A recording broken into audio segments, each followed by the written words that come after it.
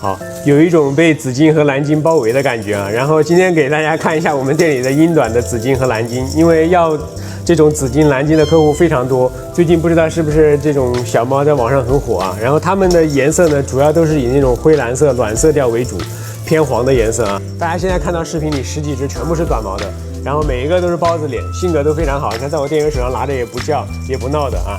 然后都有的脚垫呢是那种偏粉的，有的脚垫呢是那种偏紫色的。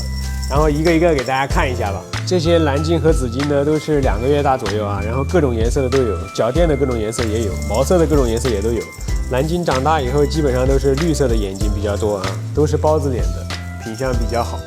然后除了蓝金以外啊，我们店里还有很多金渐层，包括一些长毛猫都有啊。然后我们店员每天都是在店里把这些小猫精心的照顾得非常好啊，就为了给它一个很好的家。然后大家有想要猫的、想养猫的，都可以关注一下我，带大家选更多的好猫。